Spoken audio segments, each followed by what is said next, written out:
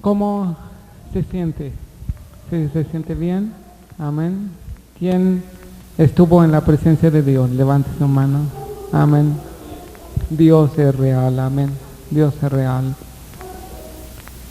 Padre Celestial, quiero darte gracias, Señor, por la clase de esta noche. Quiero darte gracias, Señor, porque tu presencia se ha manifestado entre nosotros. Danos luz, danos entendimiento y danos de nuevo, Señor, para compartir la epístola a los romanos. Que sea todo para tu gloria, en el nombre de Jesús. Amén. Puede tomar asiento. Amén. ¿Por qué no se para otra vez? Párese otra vez y dele un abrazo a su hermano. Amén. Manifieste lo que ha recibido del Señor, la presencia, el gozo, la paz. Dele un abrazo al Señor. Vamos a ver una epístola bien hermosa en esta noche. Esta es la epístola que San Pablo escribió a unos cristianos que eran romanos.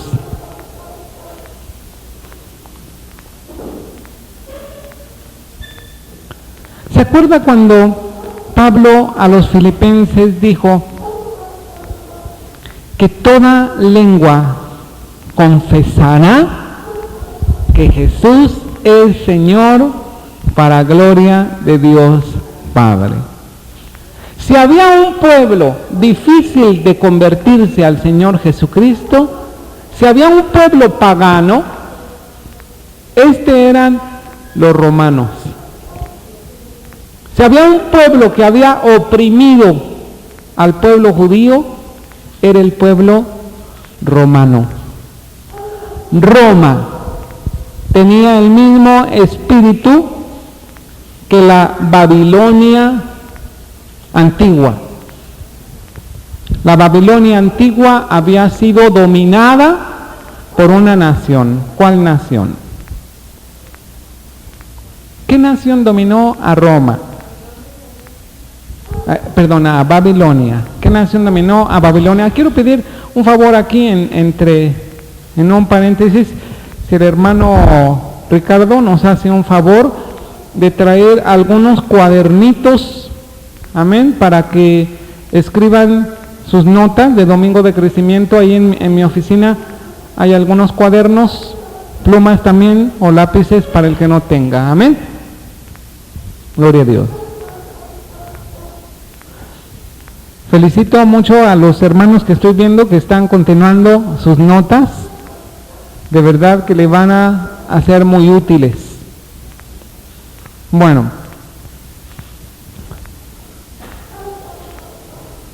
Nabucodonosor había tenido una visión que él cuando despertó ni siquiera recordaba esta visión.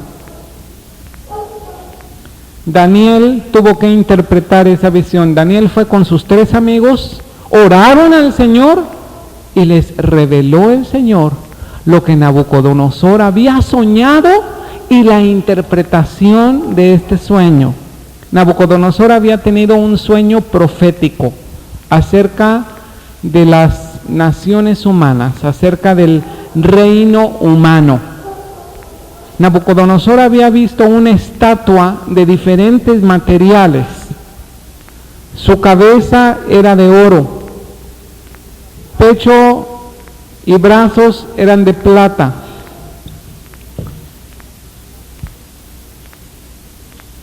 Vientre y muslos eran de bronce. El hierro eran sus piernas de hierro. Y los dedos en parte eran de hierro y en parte eran de barro cocido. La cuna de la idolatría fue Babilonia como cabeza de oro. Pero después de Babilonia surgió una nación o una coalición de naciones, una dualidad. Los cuadernos están lápices, no hay, ¿sí? Bueno, reparte los cuadernos y a ver si alguien les presta alguna pluma o lápiz para escribir. Amén. Levante su mano los que les falta un cuaderno, por favor. Amén. Amén. Si le falta alguna pluma, ahí tienen. Gracias, hermana. Amén.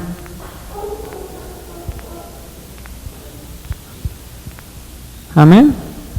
Hermana Hilda tiene otra pluma extra. Si alguien requiere una pluma, levante su mano. ¿Quién necesita una? Con B de vuelta. Ándale, pues. Había una nación, una dualidad, un poder dual. Este era Media y Persia. Media y Persia habían dominado a Babilonia. Y después de Media y Persia surgió otra nación más, que fue Grecia. Grecia dominó el mundo antiguo y Grecia prácticamente se tragó a Media y a Persia. Media y a Persia se había tragado, hablando de esta expresión de que el pez más chico, ¿qué? El pez más grande se come al más chico, ¿verdad? Y no precisamente que hubieran sido naciones más grandes, que Media y Persia hubiera sido más grande o más poderosa que Babilonia, pero Dios es el que da el poder y la sabiduría, Dios es el que quita y pone reyes, y Dios es el que cambia los tiempos y las edades. Así que Dios permitió que este pez se comiera a este y que este se hubiera comido a este. Así que cuando este se tragó a este, quiere decir que llevaba a este y a este también, ¿verdad? Si este fuera, por ejemplo, Babilonia, y este fuera Media y Persia, y este fuera Grecia, quiere decir que Grecia traía a Media y a Persia, y traía a Babilonia también, ¿verdad? Y por las culturas, nosotros nos damos cuenta que efectivamente Grecia recibió mucha influencia de las naciones que había dominado, que fueron Media y Persia y Babilonia. Media y Persia había sido dominada en cultura por Babilonia. Grecia fue dominada en cultura por Media y Persia y por Babilonia. Así que cuando más tarde surgió este imperio de hierro, un imperio fuerte que dominó aún en los tiempos del Señor Jesucristo. Cuando el Señor Jesucristo nació, este imperio era el que gobernaba, era el imperio más poderoso de ese tiempo, y este imperio se llama Roma. ¿Sí? Así que Roma se había tragado ¿a quién? Se había tragado a Grecia, a Media y a Persia y a Babilonia. En otras palabras, Roma también tenía esa cultura de Babilonia. Amén. Si había una nación pagana, una nación cruel, una nación poderosa que había destacado mucho y que después fue degenerándose, esta fue la nación de Roma. Pero sin embargo, la grandeza del Evangelio es que aún Roma dobló su rodilla ante el Señor Jesucristo y le llamó Señor. Es por eso que la carta de Pablo a los romanos tiene una importancia muy grande, porque aparte de tener principios espirituales muy, muy grandes y muy prácticos para nosotros, se escribió precisamente a los cristianos que venían de una nación pagana y con raíces de Babilonia. Amén. Bueno, vamos a comenzar viendo primeramente el tema de la epístola a los romanos.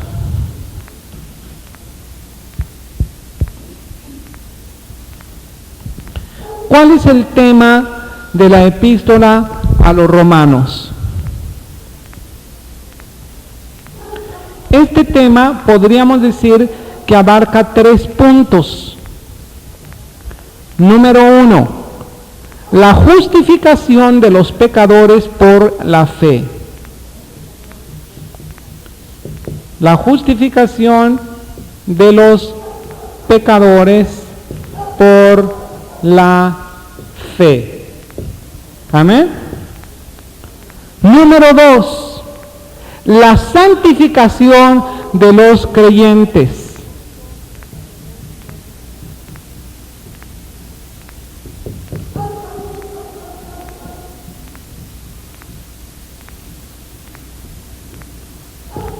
Amén.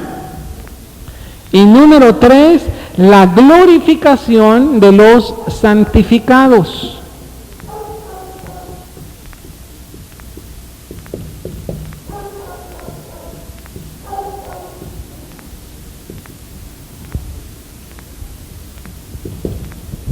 Este es propiamente el tema de la epístola a los romanos. Vamos a repetirlo todos en voz alta. El primer punto del tema a los romanos, ¿cuál es? Amén. La justificación de los pecadores mediante la fe. Ese es un punto muy importante y un tema muy importante de los romanos. Somos justificados por fe. Amén. No somos justificados por obras para que nadie se gloríe. Somos justificados por fe. Número 2, el punto número 2, ¿cuál es? La santificación de los creyentes. Vamos a ver un poco más adelante qué quiere decir eso de la santificación de los creyentes. Y punto número 3, la glorificación de los santificados. Es decir, los creyentes primeramente son santificados y los santificados deben de ser glorificados. ¿Me explico el orden? Levanten la mano los creyentes. Usted va a ser santificado. Cuando sea santificado, va a ser glorificado. Este es parte del tema de la epístola a los romanos. Amén. ¿Cuándo fue escrito? ¿Cuándo fue escrita esta epístola a los romanos? Esta epístola a los romanos fue escrita durante el tercer viaje misionero de San Pablo. Durante el tercer viaje misionero de San Pablo.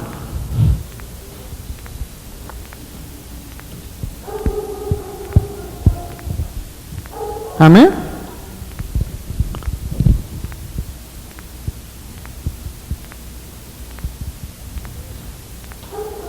Ok, vamos a ver las divisiones principales que tiene la epístola a los romanos. La vamos a dividir en 3 partes para que usted la entienda muy bien. Romanos. Vamos a dividir la epístola en 3 porciones. Porción número 1, porción número 2, porción número 3. Amén. Vamos a la número 1, le vamos a poner división doctrinal. Como su misma palabra lo indica, ¿de qué trata? De doctrinas, ¿verdad? División número 2, dispensacional o dispensacional.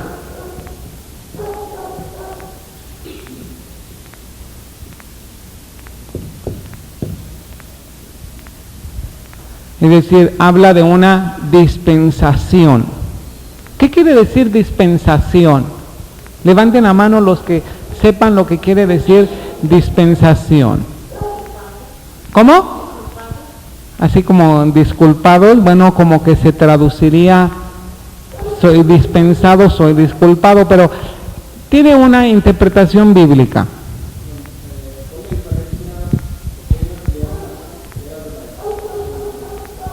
Amén.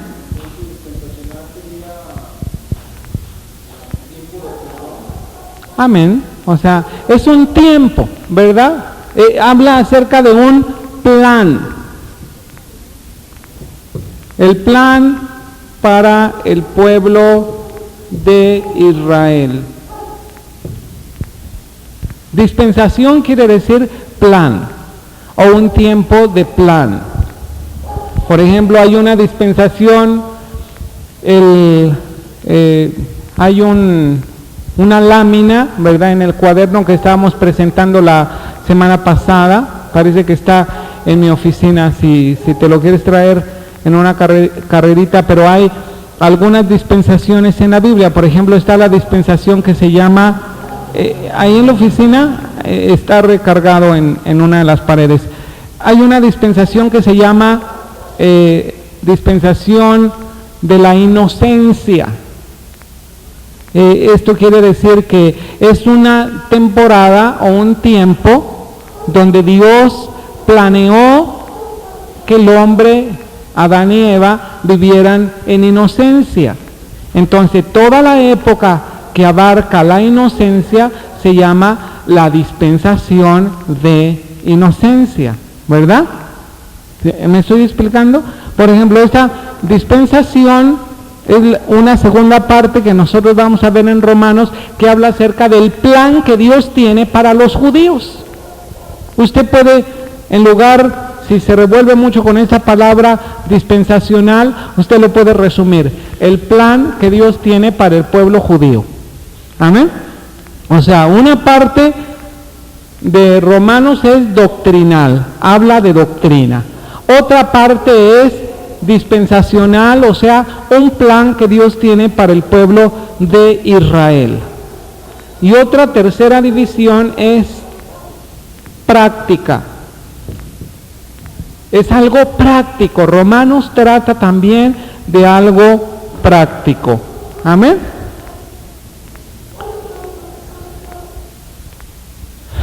En la parte doctrinal,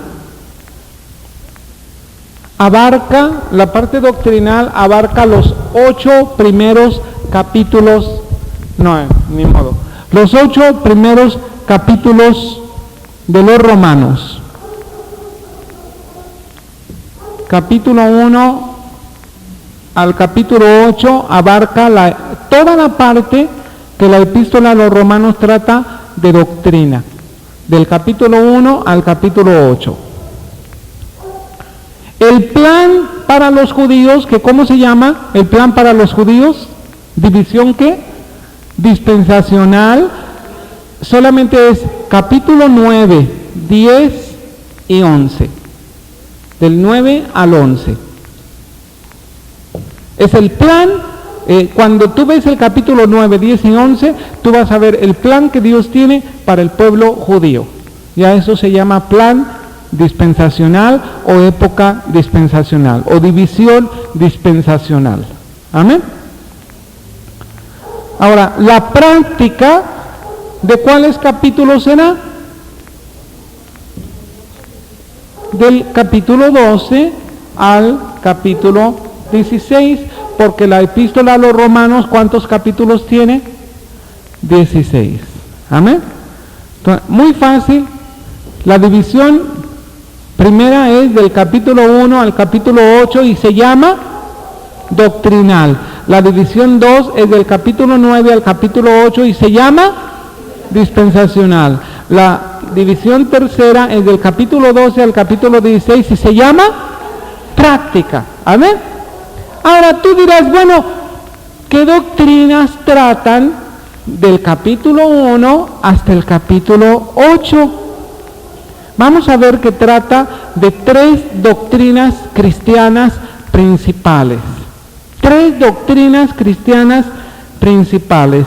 Número 1, trata acerca de la condenación. Porque sí hay condenación, ¿verdad? ¿Para quién hay condenación? Para los que no están en Cristo, ¿verdad? ¿Qué dice? Porque la paga del pecado, ¿qué es? ¿Qué es eso?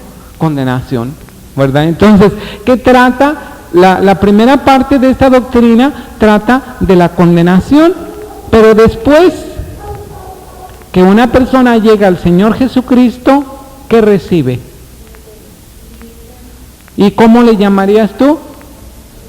Por ejemplo, tú eres culpable y te hacen un juicio y entonces sales perdonado, y eso quiere decir que sales justificado.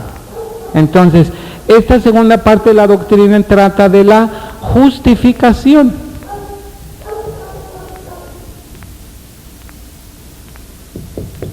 ¿Te acuerdas de este canto que dice, no hay más condenación? ¿Cómo va este? Soy feliz, no hay más condenación. ¿Sí te acuerdas? Todo este canto está tratando de las doctrinas, de que no hay más condenación, de que somos justificados, y después de ser justificados, trata de la tercera doctrina.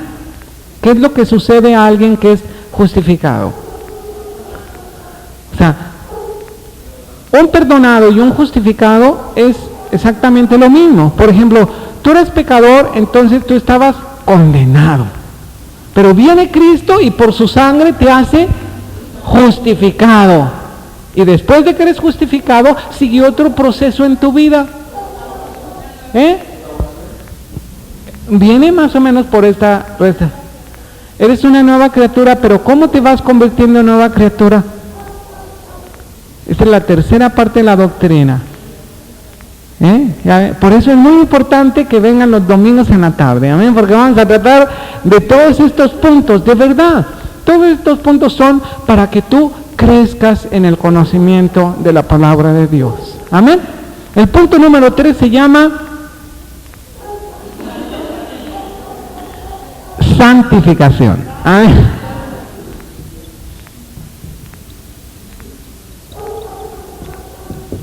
Amén. Santificación. Vamos a ver esa parte, de la parte, híjole, se me hace que te voy a tapar aquí, ¿verdad? Bueno, vamos a ver de la parte doctrinal, vamos a ver la número 1, que es la condenación. Vamos a aprender acerca de la condenación. Número 1, los paganos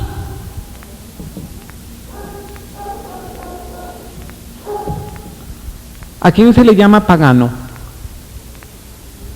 ¿A quién se le llama pagano? ¿A quién, Armida? ¿Al mundo? ¿A quién más se le llama pagano? A los no creyentes, a los incrédulos, amén. Si tú vas con un católico romano y tú le preguntas, oye, ¿quiénes son los paganos? Te van a decir ellos otra cosa, no te van a decir propiamente que sean los incrédulos o que sea el mundo. ¿Sabes quién te va a decir? Los paganos son los que todavía no son bautizados, ¿verdad? Y como ellos creen en el bautismo a los niños chiquitos, entonces, si una persona no ha sido bautizado, para ellos es un pagano, ¿verdad? Levanten las manos los que no fueron bautizados de chiquitos. ¿Sí? Liliana, ¿alguien más? Generalmente nuestros hijos no fueron bautizados. Levanten las manos los que tienen papás que no han bautizado a sus hijos. Sí, que no bautizaron a sus hijos, no que no los han bautizado, que no han bautizado a sus hijos. ¿Sí? Bueno, para un católico romano, sus hijos serían paganos.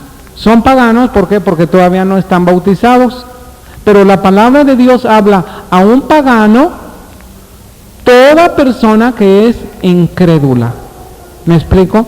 Toda persona que no tiene a Jesucristo como Señor es un pagano. ¿Y sabes lo que Romanos dice? Que los paganos están bajo condenación. Número 2. Los judíos están bajo condenación. ¿Sabías tú eso? El pueblo judío está bajo condenación porque no aceptó al único que le puede quitar de la condenación. ¿Quién te puede quitar a ti de la condenación? Vamos a abrir nuestra Biblia en Romanos 3:23, por favor. Romanos capítulo 3, verso 23. Romanos 3:23. Hermana Norma, léalo bien alto, por favor. Fíjense bien, esta es la afirmación que Pablo hace a los romanos. Por cuanto todos pecaron, están destituidos. ¿De qué? De la gloria de Dios. Destituidos, cortados, separados. El hombre pecó, Adán y Eva pecaron, fueron separados de la gloria de Dios. ¿Te acuerdas en el libro del Génesis que el Señor puso 2 querubines o a un querubín que guardara la entrada del Edén? Para que nadie tuviera acceso al Edén, para que nadie tuviera acceso a la presencia de Dios. Por cuanto todos pecaron, están destituidos de la gloria de Dios. Sea pagano o sea judío. Número 3, no hay diferencia entre judío y griego. Amén. No hay diferencia entre judío y griego. No tiene a Cristo como Salvador y Señor, hay condenación. No tiene a Cristo como Salvador y Señor, hay condenación. Y sabes que esto es una realidad. Muchas veces cuando compartimos el Evangelio a otras personas, preguntamos y decimos, si tú murieras en este momento, ¿a dónde irías tú? Y los que todavía no tienen a Cristo en su corazón como Salvador y Señor, dicen, no sé. Yo espero al cielo. Eso es lo que yo quiero. Eso es lo que yo espero. Y dicen, pero yo no sé si yo he hecho tantas obras buenas, más que las obras malas. Yo recuerdo en mi mente cuando yo estaba pequeño, que siempre me decían con respecto a la salvación es como una balanza. Mientras más obras buenas hay a tu favor, pero obras malas están a tu cargo. Entonces yo me asustaba, porque yo sabía que había más obras malas a mi cargo que obras buenas a mi favor. Entonces yo mismo sabía cuál iba a ser mi fin. Yo sentía condenación. Y así cumpliera todos los mandamientos de la religión en la cual yo pertenecía, así yo cumpliera todos los sacramentos o yo hiciera todas las prácticas, sin embargo yo me sentía todavía con la necesidad de ser salvo. La doctrina de la condenación es, por cuanto todos pecaron, están destituidos de la gloria de Dios. Pero luego viene la segunda doctrina. ¿Cuál es? La doctrina de la justificación. ¿Quién te hace justo? Levanta tu mano. ¿Quién te hace justo? Amén. Jesucristo. Jesucristo. La justicia de Dios se manifiesta de 4 maneras. La justicia de Dios se te ha manifestado de 4 maneras. Número 1, es un don. La palabra don quiere decir regalo. Es algo gratuito. La justificación es un don. Abre tu Biblia en Romanos capítulo 3, verso 24 al 26. 24 al 26, hermano Julio. Romanos capítulo 3, versículo 24 al 26.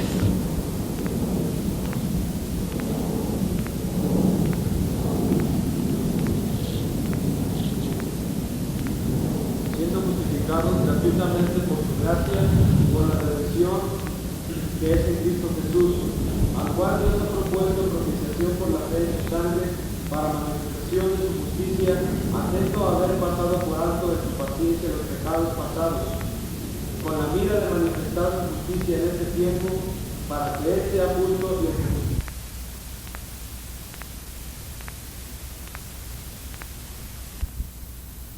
Abierto a recibir esta justificación, puede recibir esta justificación. ¿Quién quiere recibir la justificación de Dios? Únicamente por su sangre. La segunda parte de la justificación es que fue ilustrado este regalo en el Antiguo Testamento. ¿Cómo? ¿Cómo se ilustró en el Antiguo Testamento la justificación? A través de la sangre de los sacrificios. El Señor permitió que se hicieran sacrificios, pero todos estos sacrificios no cumplían el pago para ser justificado de tu condenación, ¿verdad? Es como en el Monte de Piedad. ¿Cuántos manejan el Monte de Piedad? ¿Cuántos manejaban el Monte de Piedad? No levante su mano, ¿verdad? Pero ¿sabe lo que se hace en el Monte de Piedad? Usted necesita dinero, usted va al Monte de Piedad, usted entrega su reloj o entrega alguna prenda de valor, la evalúan y le prestan una cantidad por esa prenda, ¿verdad? Y le dicen, si usted no lo paga en tanto tiempo, perdió su prenda, ¿verdad? Solamente recibe esta cantidad que nosotros le estamos entregando a favor o en prenda o como parte de lo que vale lo que usted nos está depositando. Pero, sin embargo, cuando se va llegando el tiempo en que usted tiene que pagar esa cantidad y cuando llega esa fecha y usted no alcanza a cubrir esa cantidad, el Monte de Piedad le da una prórroga, ¿verdad? Y usted tiene que pagar, ¿cómo se llama a esto que se paga? Un refrendo, amén, un refrendo. Usted tiene que pagar un refrendo, usted tiene que refrendar, usted tiene que pagar una parte, solamente una parte, para que usted le den otro tiempo, ¿verdad? Pero si no alcanza a pagar en el otro tiempo, bueno, pues usted refrenda, pero pues parece como que está pagando en abonos aquello. Hasta que usted cubra totalmente la cantidad, hasta en ese momento se le devuelve, ¿verdad? Asimismo fue con la justificación.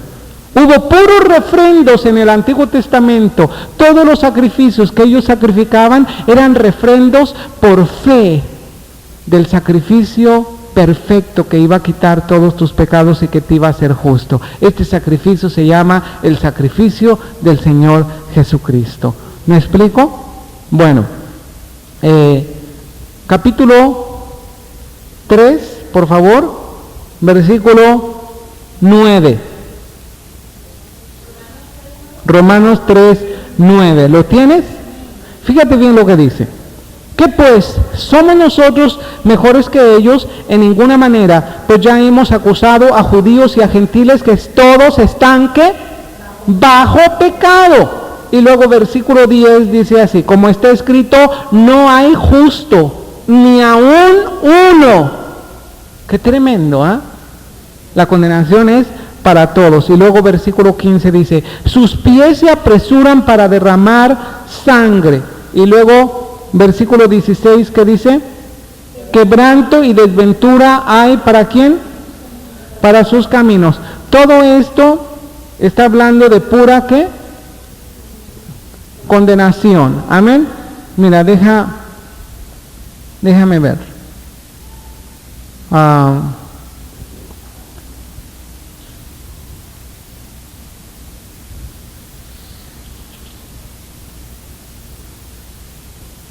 Amén. Capítulo 5, es capítulo 5.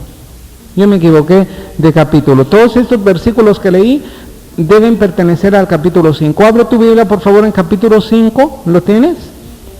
Vamos a ver esta parte de la justificación. los resultados de ser justificado son manifestaciones de paz. Si tú tienes paz, es que has sido justificado. Si tú puedes experimentar la paz, es que tú eres justo y justa delante del Señor. Levante la mano los que tienen paz para con Dios. Amén. Esa es una muestra de que tú eres justificado. Levante las manos los que antes de recibir a Cristo en su corazón no tenían paz. De verdad, no teníamos paz. Pero cuando llegamos a Cristo, fuimos justificados, tenemos paz. Los resultados de recibir la condena, de recibir justificación es paz. Ve lo que dice verso 9, por favor. ¿Lo tienes? Pues mucho más, estando ya justificados en su sangre, por él seremos salvos de la ira. Versículo 10. Porque si siendo enemigos fuimos reconciliados por Dios por la muerte de su Hijo, mucho más, estando reconciliados, seremos salvos por su vida. Versículo 15. Pero el don, el regalo, no fue como la transgresión, porque si por la transgresión de aquel uno murieron los muchos, abundaron mucho más para los muchos la gracia y el don de Dios por la gracia de un hombre, Jesucristo. Verso 16. Y con el don no sucede como en el caso de aquel uno que pecó, porque ciertamente el juicio vino a causa de un solo pecado para condenación, pero el don vino a causa de muchas transgresiones para la justificación. Fíjate cómo se manifiesta la justificación aquí. Se manifiesta como un don. Fue ilustrado en el Antiguo Testamento por los sacrificios y los resultados son paz. Amén. La última parte es que si tú eres justificado, tú obtienes seguridad. Esto es muy importante. Seguridad. Amén. Versículo 12. ¿Lo tienes? Capítulo 5, verso 12. Por tanto, como el pecado entró en el mundo por un solo hombre y por el pecado la muerte, así la muerte pasó a todos los hombres por cuanto todos pecaron. Pues antes de la ley había pecado en el mundo, pero donde no hay ley no se inculpa de pecado. No obstante, reinó la muerte desde Adán hasta Moisés, aún en los que no pecaron a la manera de la transgresión de Adán, el cual es figura del que había de venir.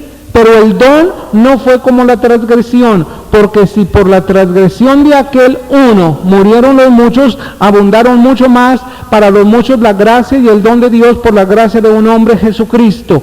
Y con el don no sucede como en el caso de aquel uno que pecó, porque ciertamente el juicio vino a causa de un solo pecado para condenación, pero el don vino a causa de muchas transgresiones para justificación. Pues si por la transgresión de uno solo reinó la muerte, mucho más reinarán en vida por uno solo, Jesucristo, los que reciben la abundancia de la gracia y el don de la justicia. Así que, como por la transgresión de uno vino la condenación a todos los hombres, de la misma manera por la justicia de uno vino a todos los hombres, ¿qué?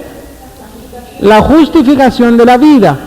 Porque así como por la desobediencia de un hombre los muchos fueron constituidos pecadores, así también por la obediencia de uno los muchos serán constituidos ¿qué? Justos. Pero la ley se introdujo para que el pecado abundase, mas cuando el pecado abundó, sobreabundó la gracia, para que así como el pecado reinó para muerte, así también la gracia reine por la justicia para vida eterna mediante Jesucristo, Señor nuestro. ¿Sabes que es muy importante que los cristianos tengamos la experiencia de ser justificados?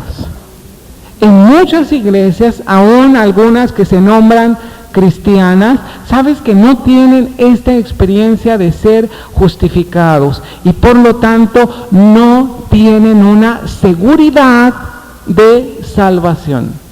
¿Quién tiene seguridad de salvación? Si tú tienes seguridad de salvación, viene la tercera parte de la doctrina. ¿Cuál es? ¿Cuál es? La santificación. La santificación tú la ves de los capítulos 6 al capítulo 8. La santificación.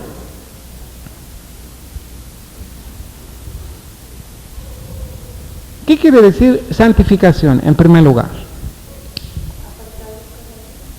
Santo quiere decir apartado para Dios.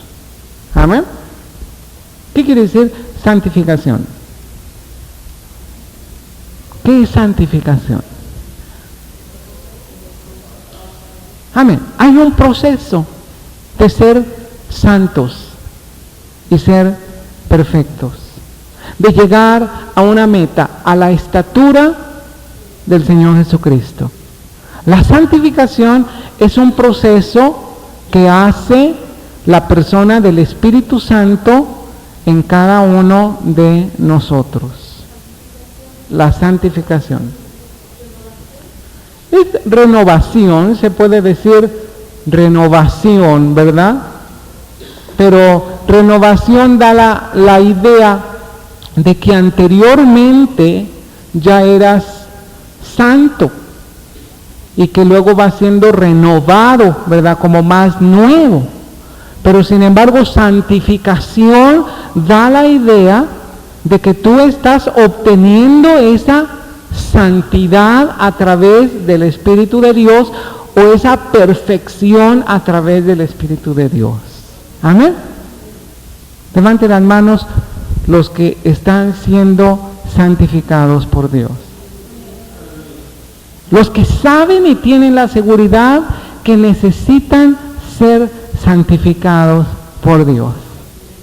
Como Pablo, fíjate, él en su humildad, él dijo a sí mismo, no que ya lo haya alcanzado todo, ni que sea perfecto, pero una cosa hago, olvidando ciertamente lo que dejo atrás, sigo a la meta del supremo llamamiento de Dios en el Señor Jesucristo. La santificación es el proceso de ser hechos a la imagen del Señor Jesucristo.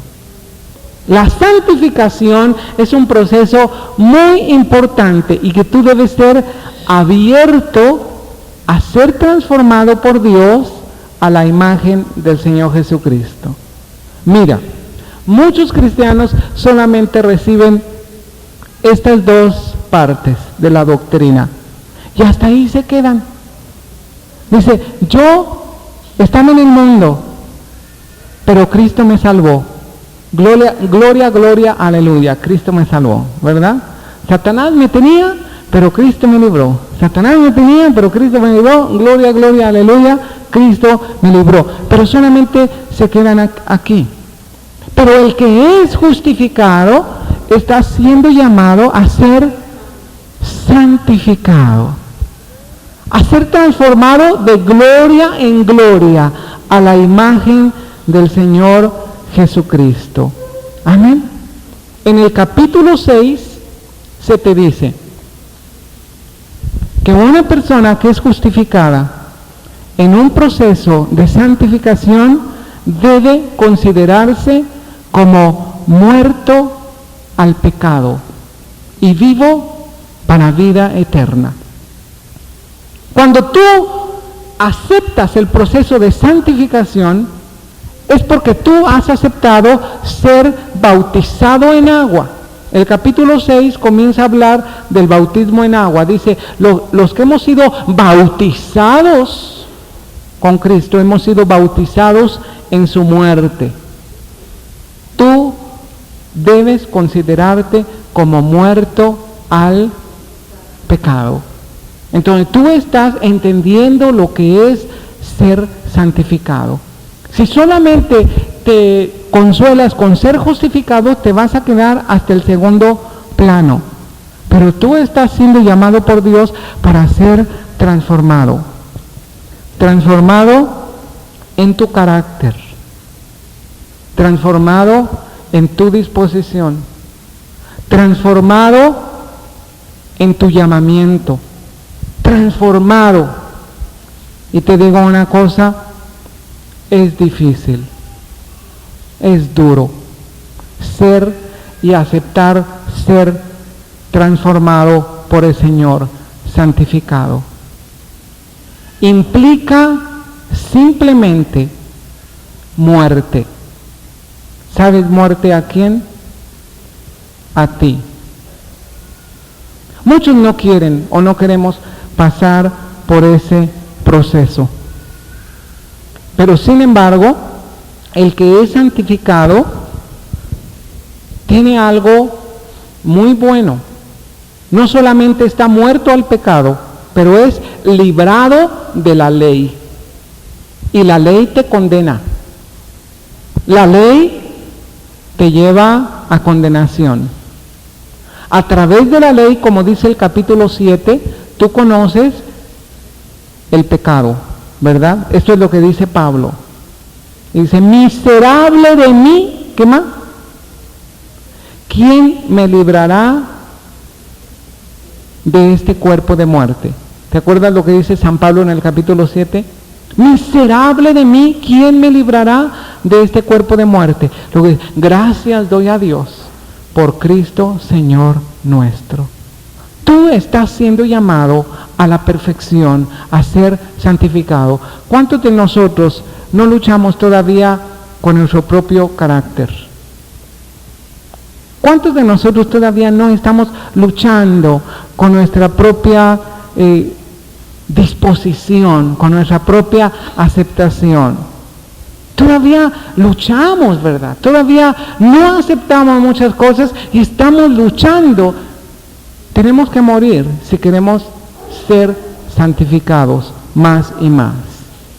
Y a medida que somos santificados, el capítulo 8 nos dice que comenzamos a mostrar el fruto de justicia.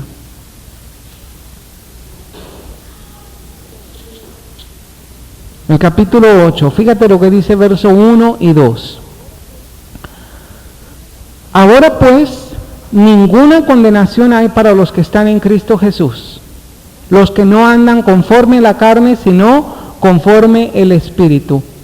Porque la ley del Espíritu de vida en Cristo Jesús me ha librado de la ley ¿de qué? Del pecado y de la muerte. Cuando tú eres libre del pecado y de la muerte, cuando tú mueres a ti mismo, y entonces se comienzan a producir los frutos de justicia. Amén. Bueno, esto es lo que trata el punto doctrinal. Vamos a darle un repaso en un minuto. El punto doctrinal tiene 3 divisiones. ¿Cuáles son? Condenación, justificación, santificación. Condenación. Los paganos están condenados, los judíos están condenados. Como no hay diferencia entre judío y griego, pues todos están condenados, ¿verdad? Pero número 2, justificados. La justificación se recibe como un regalo. El Antiguo Testamento lo ilustra en los sacrificios. Se manifiesta en paz y también en seguridad. Amén. La santificación. Con respecto al pecado, tú estás muerto. Con respecto a la ley, tú has sido liberado.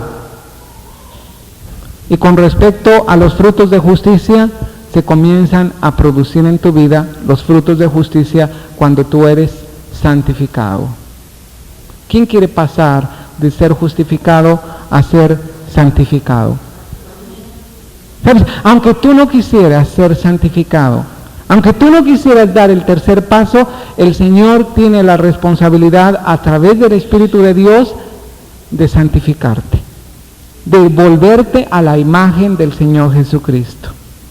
Yo te pregunto una cosa, hasta el día de hoy, ¿qué tanto por ciento de ti?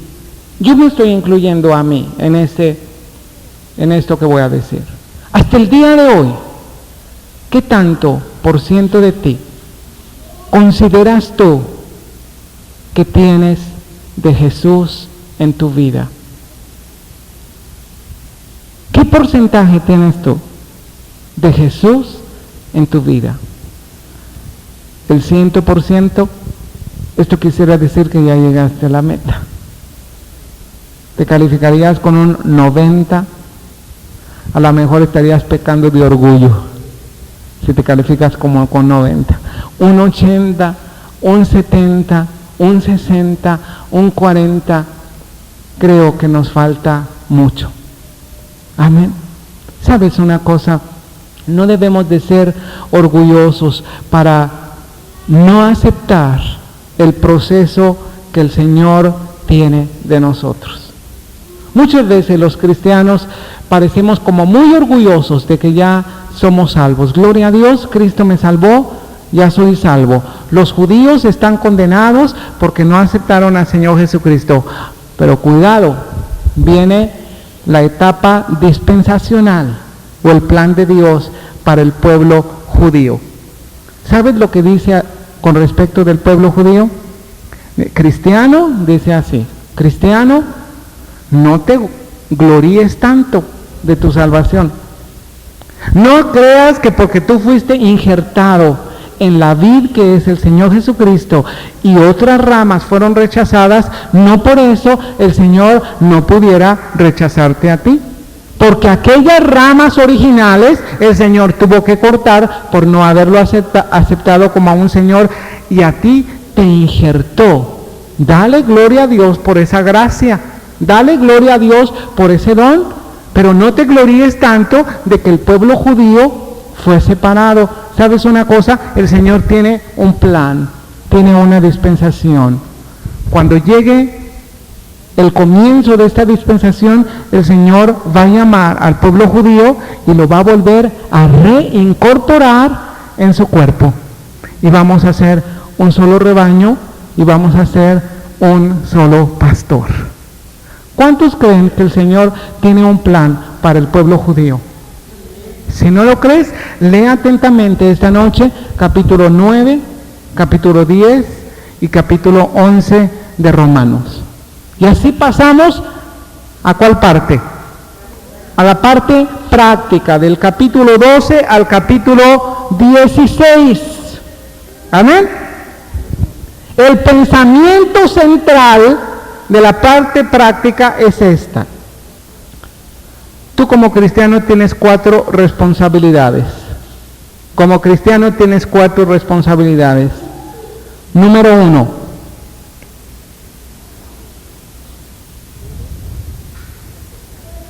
Debes congregarte. Amén.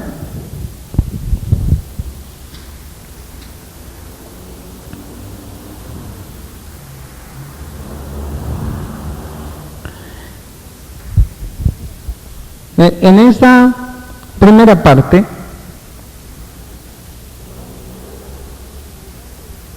vamos a ponerle, en lugar de decir debes congregarte, tacha esa parte de congregarte. Yo me equivoqué aquí, no escribí bien. Debes consagrarte. Amén. Eso es diferente. Debes consagrarte a Dios.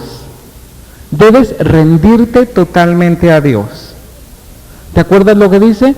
Os ruego, hermanos, por las misericordias de Dios, que presentéis vuestros cuerpos en sacrificio vivo, santo, agradable a Dios, que es vuestro culto racional.